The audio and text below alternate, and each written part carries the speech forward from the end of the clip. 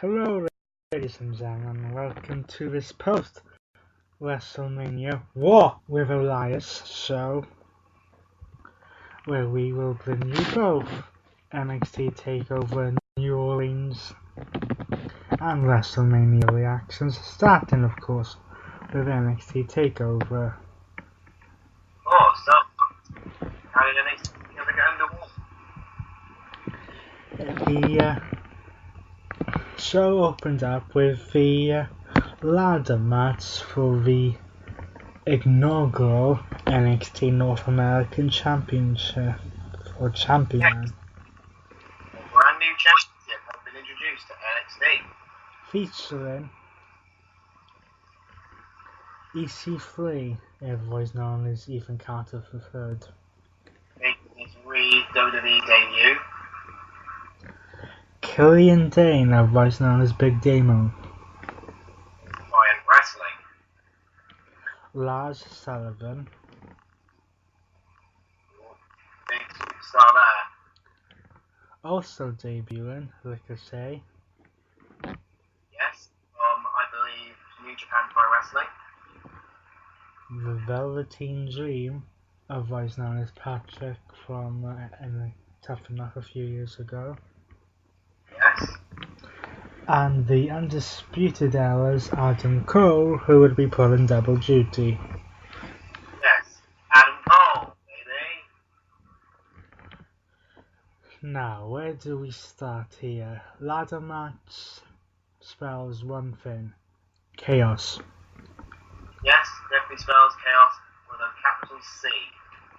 But after bumps left, right and centre,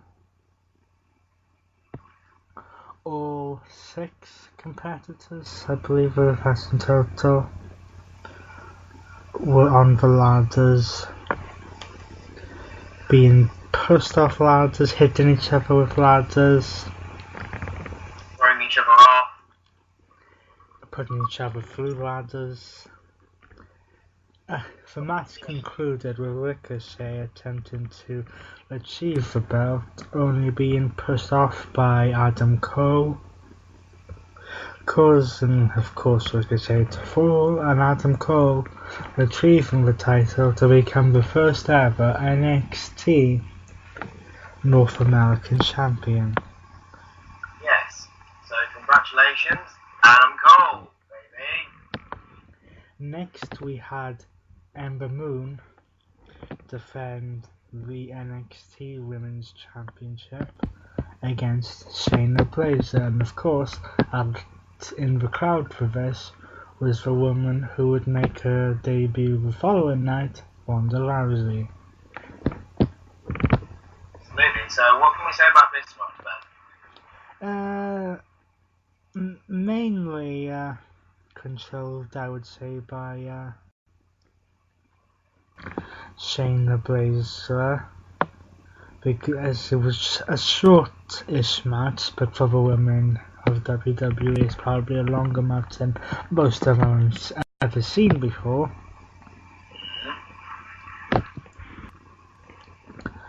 But after kicking out of, and did Ember Moon hit the Eclipse? I can't remember off the top of my head. I think it was.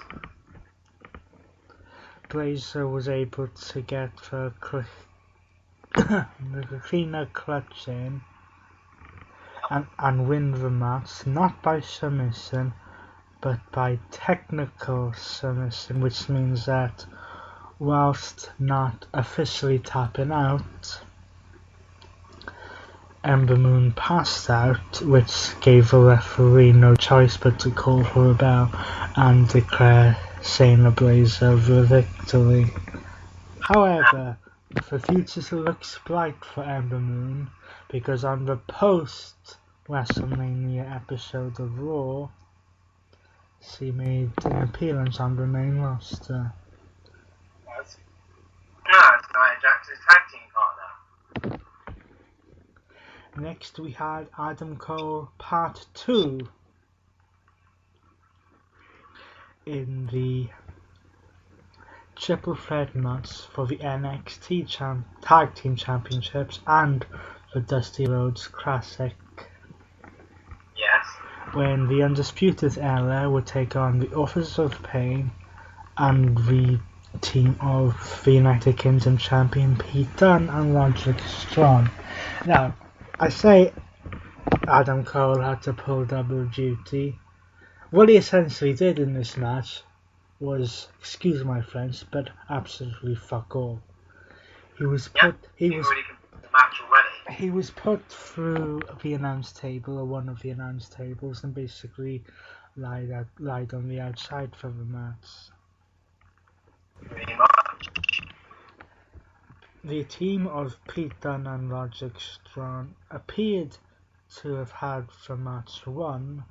However, in the shock to the system, Yes. and not for the first time this weekend, we saw a heel turn when Roderick Strong turned on Pete Dunne to join the Undisputed Era, to have them retain the Tag Team Championships and to join the Undisputed Era in the process. Now this I can understand, because with Bobby Fish out for like 6 months or so with an injury, they needed to either give Kyle O'Reilly a new tag team partner or take the titles off the Undisputed Era, and I don't think they wanted to do that just yet. And Roderick Strong has just basically been there. So it looks like that Roderick Strong has become a permanent member of the Undisputed Era. Next, we went to the co-main event of the evening, when Andre Cien Almas would defend the NXT Championship against Aleister Black. So, this match has been made quite long in the making over the past few weeks. This match has been in the making pretty much since NXT Takeover Philly. Pretty much. Now, what do I do? What do I say about this apart from the constant interference by Shayna Baszler? What do I say? The constant interference of Selena Vega would help Andre Cien Almas for most of the match, and I do repeat, most of the match. Literally most of it is what we're trying to say.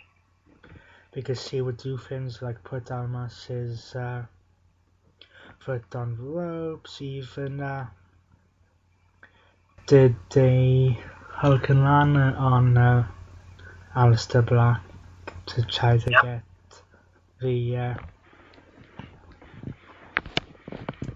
free count for Andre Cien Almas. However, it was her constant interference that would ultimately lead to the downfall of Andre Cien Almas. Yes. Because she was on the top rope, then but was to try to catch Aleister Black, but was caught by Almas, which allowed Aleister Black to perform the Black Mass, aka a kick, super kick type move, to get the free count and win the NXT Championship, ending the championship reign of Andre Cien Almas. And ushering in the new era of Black. Now, if I was to have big betting man here, I would say at NXT Takeover, what's the next one? Chicago or Brooklyn? Yeah, there's one in Chicago, but I would hazard a guess that Andre Cien Almas will probably make a debut on the main roster the night after SummerSlam. Yes. Next, we had an unsanctioned match, which basically means anything goes. WWE is not responsible to what may or may not happen.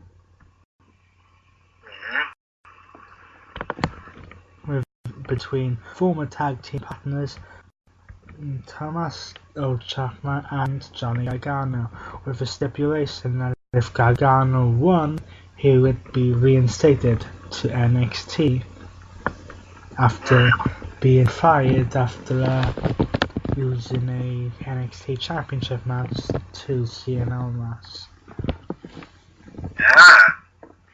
Now, what is there to say? Apart from false finish, after false finish, after false finish, suplex on an announce table, powerbomb onto steel, onto concrete floor.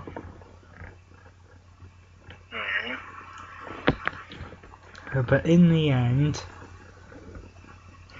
we had what I would call his Chapman was wearing an almost Stone Cold type knee brace and took it off at one point, and that would be his downfall.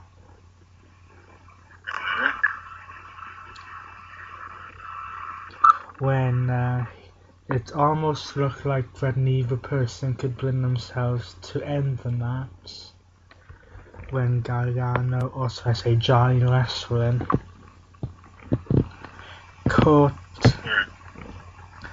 Thomas Ciampa in an STF and used the knee brace on the head for support, causing a submission, and for Johnny Gargano to win the match and be reinstated to NXT quite easily, match of the night, and probably show of the weekend, but we'll get into that in a few seconds when we go from the Smoothie King Center to the Mercedes-Benz Superdome,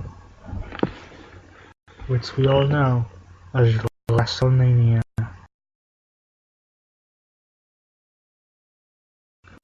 This will go over just a couple of minutes.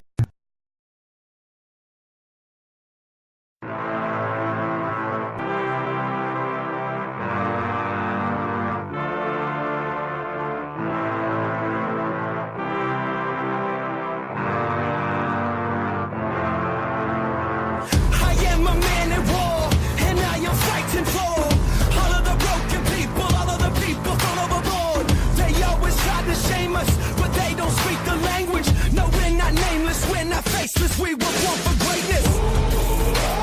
Somebody sound the alarm. Fire was set in the dark. It's time that you know. No, we're not nameless, we're not faceless. We were born for greatness. It doesn't matter.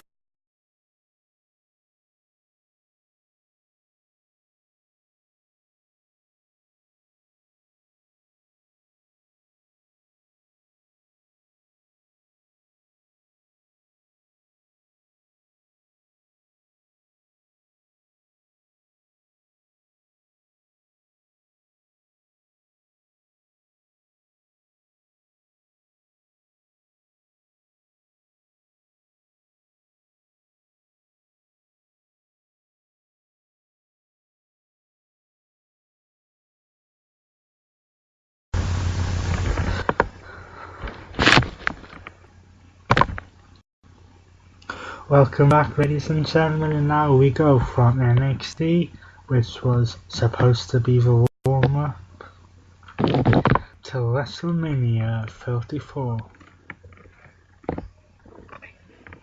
And we have 14, yes, you heard me right, 14 matches to go through, 3 of which took place on the main roster. I mean, the pre-sale kickoffs are not the main roster. 3 matches over 5 hours, that would be impossible. Yes. So the kickoff show started off with the Andre the Giant Memorial Battle Royal, who we had on commentary for Jim Ross and Jerry Lawler. Now, what do we say about this Battle Royal?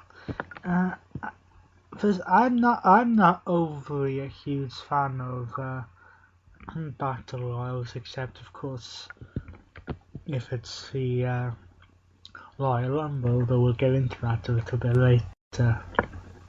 Oh yes. But this battle royal was, let's just say, broken and deleted. Because the winner of the Ronda the Champion Battle Royal. The winner of the thanks to the assist of Bray Wyatt. Yes, Thrown into the Lake of Reincarnation. The winner of the match and capturer of the humongous Wonder Number 8 trophy is Matt Hardy. And just in case you were interested, the order of elimination was Aiden English, Connor, Kurt Hawkins, R-Truth, Primo Colon, Mike Kanellis, Tyler Blaze, Victor, Zack Ryder, Carl Anderson, Luke Gallows, Apollo, Sultan Benjamin, Rhino, Das Wilder, Scott Dawson, both members of the Miztourage, Bo Dallas and Curtis Axel, Sin Cara, Van Dango, Heath Slater, Chad Gable, Titus O'Neil, Goldust, Ty Chillender, Dolph Ziggler, Kane, Mojo Lowry, and then last to be eliminated was Baron Corbin. He was definitely looking like a top favourite. Next we moved on to the match for the vacant Cruiserweight Championship between Mustafa Ali and Cedric Alexander. Now, the Cruiserweight Championship was vacant for the reason that we're not going to tell you about. Well, it's been vacant since about a week before the Royal Rumble due to the firing of Enzo Amore, and we've gone into that several times. But after a relatively decent match, the winner of the match, as predicted, was Cedric Alexander, and he was awarded the Cruiserweight Championship. Then, of course, we went into the Women's Wrestlemania Battle Royal, which of course changed its name from the Fabrice Moore Memorial Battle Royal, and to its name, which is just a bit stupid in my opinion. But here, the winner of this was it was time to feel the glow for the second year at WrestleMania. Last year she became the SmackDown Women's Champion. This year she wins the Battle Royal. It's Naomi.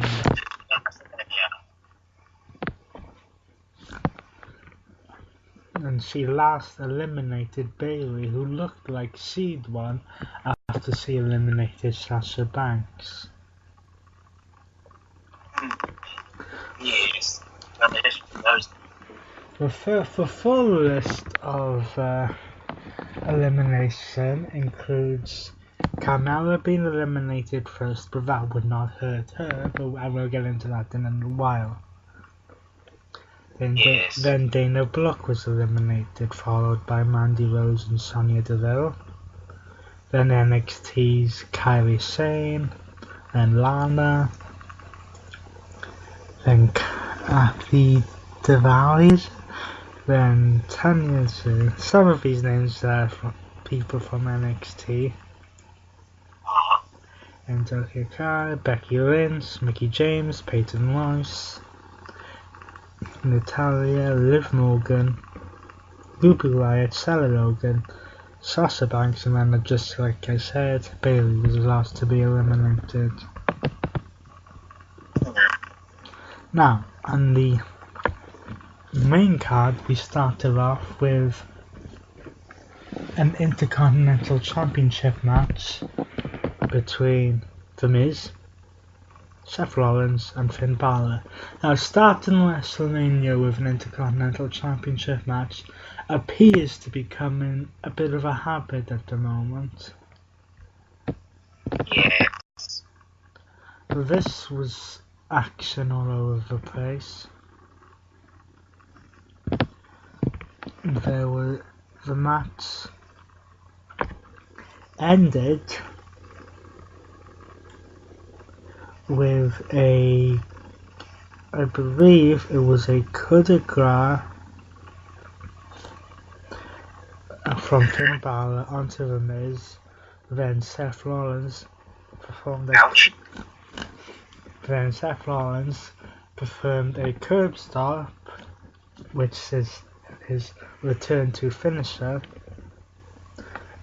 on The Miz after Balor was hurt to get the pinfall and the Intercontinental Championship, which makes Finn Balor the next Grand Slam champion. Yeah.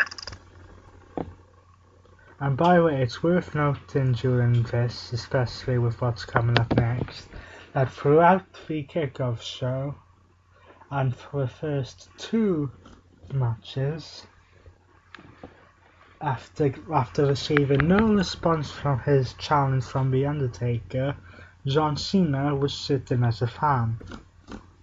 Yes, he was. Next, it was Streak versus title, not involving The Undertaker, but involving Asuka versus Charlotte. Title versus Streak. I was relatively surprised that they put this match on second in the card, and it turned out to be a match which almost, I like to say almost, stole the show. Asuka worked on Charlotte's one arm during the match, so during a good portion of the match. But in the end it was not enough, because Charlotte was able to lock in, I should say, the figure eight, causing Asuka to tap out and ending her undefeated streak at 2.5 years.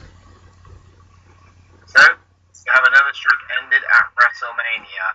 Yes, it's becoming a bit of a habit, not just at WrestleMania, but at the Superdome as well.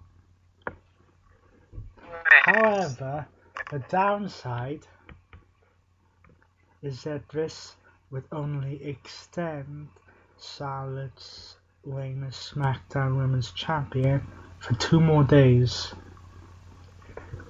Because on the episodes of SmackDown, which was post WrestleMania, Charlotte would be assaulted by the debuting dynamic duo of Billie Kay and Peyton Royce, leaving her vulnerable for Miss Money in the Bank Carmella to cash in and literally steal the SmackDown Women's Championship. Oh, you do literally mean steal. Whilst it was that she would cash in at WrestleMania and lose to Asuka, I can understand why they wouldn't do that, because do you really want the first Miss Money in the Bank in history to cash in and lose? I mean, it took them a fair few years to have Mr. Money in the Bank cash in and lose.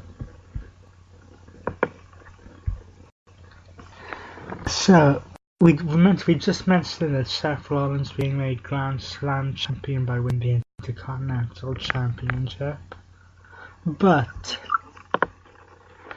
as one Grand Slam champion is crowned, another must lose his crown. And that person was? That person was Randy Orton, because next he defended the United States Championship in a fatal four-way match. Ooh, before this I should say, whilst Charlotte was on the ramp, a referee came running down to where John Cena was sitting, whispered something in his ear, something like he's here. John Cena jumped the barricade and ran to the back. Yeah, Cena actually pegged it backstage. Yes, but as I was saying, Randy Orton would defend the United States Championship against the glorious Bobby Roode, who had looked to be victorious in his first WrestleMania match. Rusev, who had looked to make WrestleMania Rusev Mania, and the yesterday Maharaja Jinder Mahal. Now here, the rules of a fatal four-way match would work against Randy Orton, because in a fatal four-way match you do not need to pin the champion in order for that person to lose the championship. Jinder Mahal would ultimately hit a Colossus on Rusev to pick up the 3 count and to become the WWE United States champion. Now, unlike this time last year, I can live with Jinder Mahal as United States champion, because that is where he deserves to be. He's a mid-card act. He is not WWE champion material. Well, that's unfortunately felt real. Yeah. After that, we went to the match of the night, in my opinion. I know it was not the WWE Championship match. This would be the mixed tag team match between the COO, the game, Triple H, and his annoying wife, the commissioner of Monday Night Raw, Stephanie McMahon, who would take on the team of Kurt Angle and Roddy Piper Rousey, Ronda Rousey, because the build has been a bit iffy because you can tell that Ronda Rousey isn't used to the promo system. Yes. However, she is a great. I think she's almost a bit like Kurt Angle. She seems to be taken to the wrestling aspect pretty fast, because as soon as she got into the ring, this match was mostly, I would say, carried by Angle and Triple H, with classic tag team, a classic heel team with Stephanie doing everything she could to wind up Rousey and stop Angle from getting the tag in. But once Rousey got the tags, it was boom. Stephanie was in trouble. We got a clothesline, we got a suplex, and then she even locked in a submission hold on Triple H and took it to Triple H. She can mix it with the back. Yes, because as the oh my god. Run out of time. No, we haven't. It looked like Triple H tried to get a pedigree on Ronda Rousey. Stephanie got the ankle lock, whilst Triple H was in the armbar. They tried to throw one on top of the other. Triple H was thrown out of the ring, and then Stephanie, after failing to beg off Ronda Rousey, would ultimately submit, giving Ronda victory in WWE. I would say, as impressed as I was in this, don't expect all of Ronda Rousey's matches to be that good straight off the bat.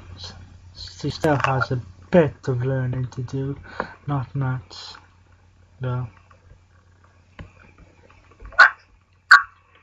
Next we moved on to another triple threat match, except this time it was for the SmackDown Tag Team Championships, and in what was relatively a squash match, as we predicted a couple of months ago, the Bludgeon Brothers would become the SmackDown Tag Team Champions. Following that, John Cena came down to the ring, only to be greeted by not The Undertaker, but Elias, because we all know WWE stands for Walk with Elias. So John Cena goes back to his seat. Elias starts singing, only to get his ass kicked by John Cena. John Cena walks back up the ramp. Lights go dead.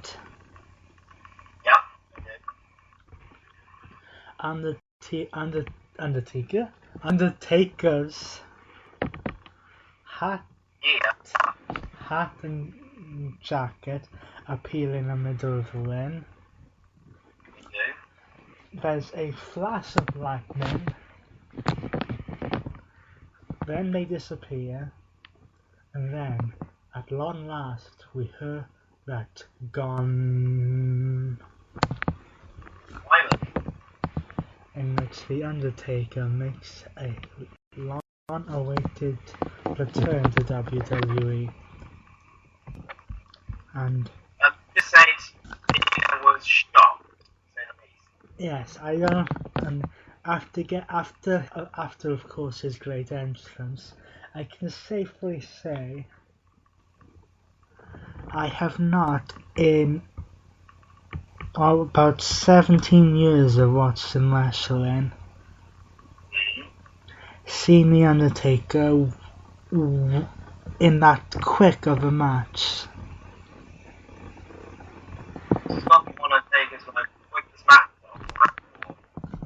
It's possibly one of the quickest matches in WrestleMania history. Not quite as bad as The Rock vs. Eric Rowan, but and Sheamus vs. Daniel Bryan, but still along the lines of if you blinked you'd miss it type of deal. Undertaker hit old school. It looked like John Cena at one point was gonna go for 5-knuckle shuffle, only for the Undertaker to sit up, hit the chokeslam, hit the tombstone, 1, 2, 3, Bob's your uncle. Yeah, Cena pretty much felt. That was a happy way one. Next, we went to the tag team match between Kevin Owens and Sami Zayn and Shane McMahon and Daniel Bryan, with a stipulation that if Owens and Zayn won, they'd be rehired to SmackDown. Now, what's going to say that? What they'll say is that after attacking Daniel Bryan and Shane McMahon from behind after they'd made their entrances, this became mostly a 2-on-1 match. I think Owens and Zayn were kind of hoping that Shane McMahon is now a full-time wrestler, so we'll just take Daniel Bryan out and then wear down Shane.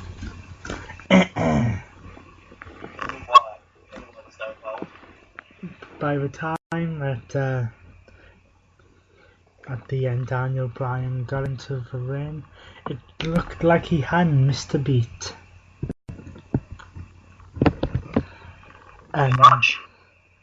And of course, it was down to the yes lock on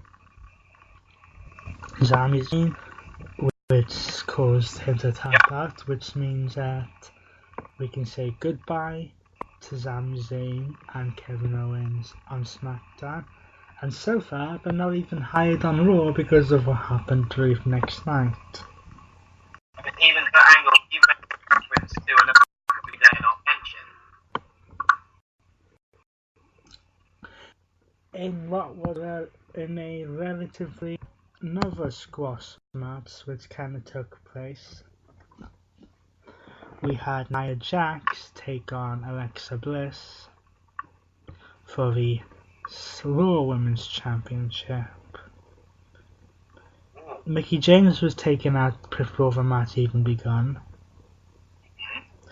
Alexa Bliss got a little bit of offense in, but we all knew that in the end that little Miss Bliss was going to be squashed, and we were going to crown a new Raw Women's Champion, which is essentially what happened.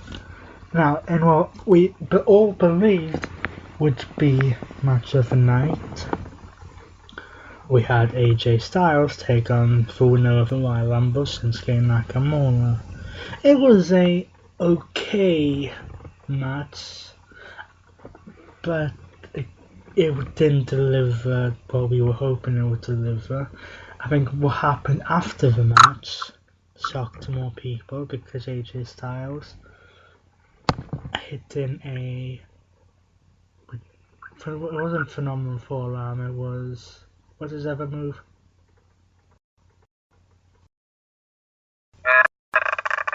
King just a knee strike. 3-3-3.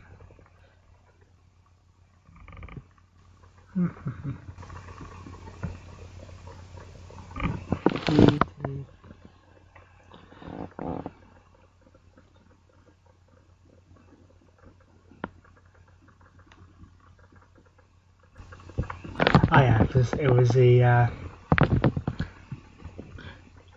tried the Kinshasa but was caught into the Styles clash. However, after the match, when Shinsuke gave the title to AJ, he also gave AJ a low blow and the Kinshasa on the outside, turning heel in the process, which is a interesting idea.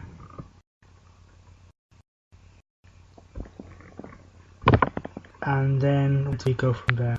Braun Strowman would choose a fan out of the crowd to be his tag team partner, to defeat Cesaro and Sheamus to become the Raw Tag Team Champions, only to relinquish the titles the next night on Raw. And in a surprise but nobody cares kind of match, Brock Lesnar defeated Roman Reigns to retain the Universal Championship.